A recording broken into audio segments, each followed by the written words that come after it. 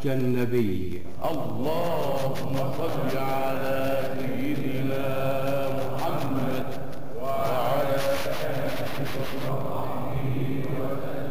إعداد دكتور محمد داود، تقديم محمد فؤاد.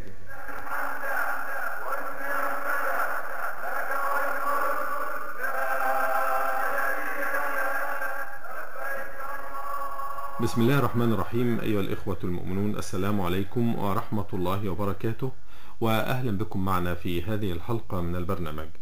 إخوة الإيمان، نرحب في بداية حلقة اليوم بفضيلة الأستاذ الدكتور محمد داود. أهلا بكم فضيلة الدكتور. أهلا ومرحبا.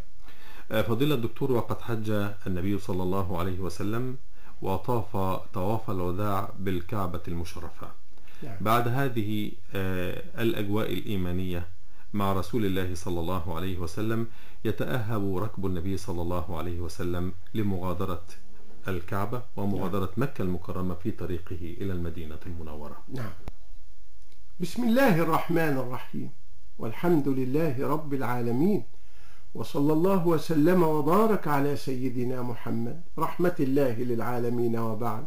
فيا أخي الكريم، حبيبنا صلى الله عليه وسلم وقد أتم حجه وودع أمته وودع البيت، ما كان لنا قبل أن نغادر هذه الحلقات إلا أن نتدبر ونتأمل جانبا من حياته وقراءة إجمالية لهديه في خلال حجة الوداع التي ودع فيها أمته.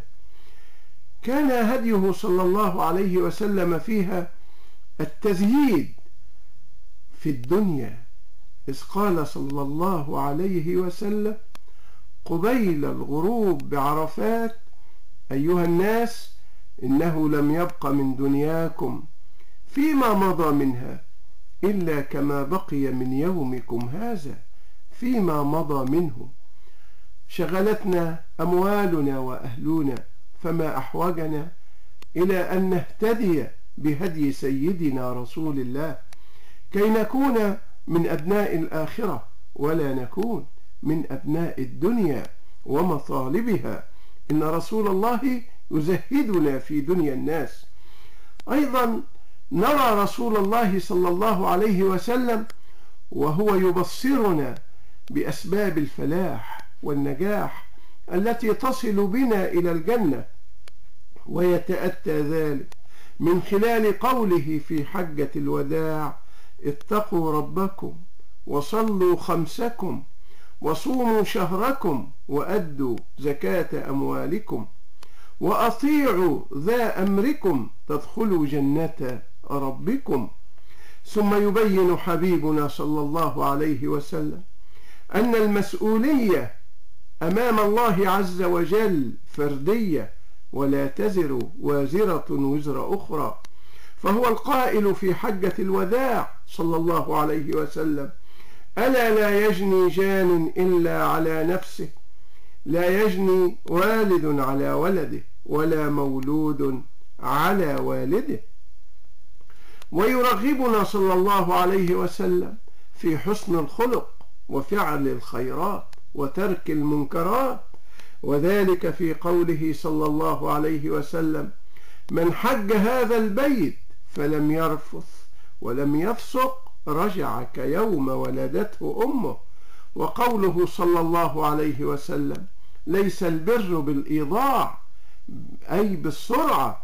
ثم يبين صلى الله عليه وسلم كيف يكون بر الحج. ما بر الحج؟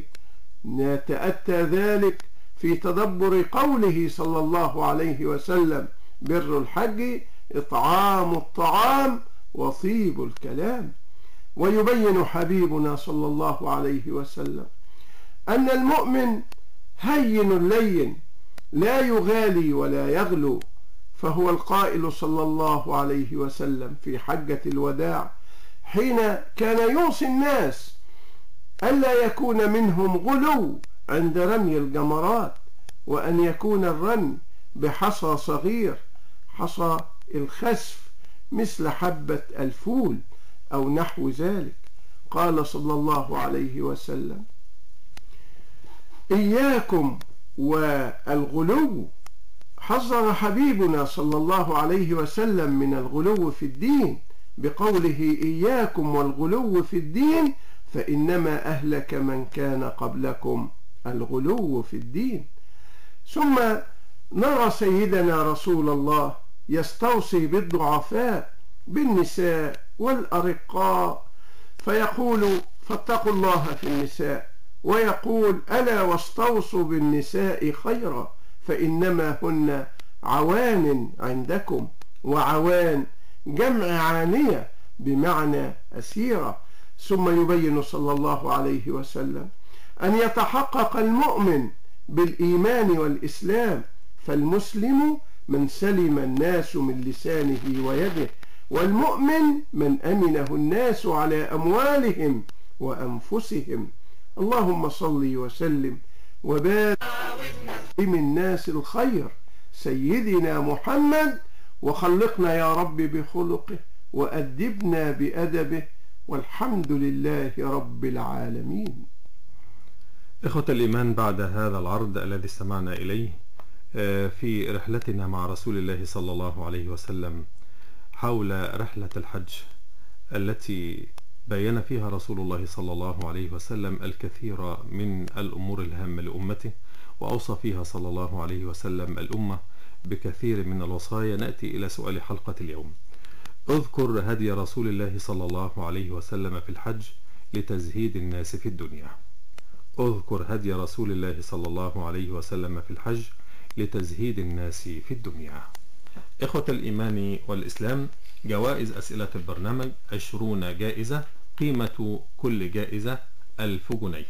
هذه الجوائز مقدمة من جهات خيرية. ترسل الإجابات مجمعة في نهاية حلقات البرنامج على عنوان الإذاعة: مبنى الإذاعة والتلفزيون، كورنيش النيل، القاهرة، إذاعة القرآن الكريم، برنامج كما حج النبي صلى الله عليه وسلم. حتى نلتقي في الحلقة القادمة إن شاء الله، نترككم في رعاية الله وأمنه، والسلام عليكم ورحمة الله وبركاته.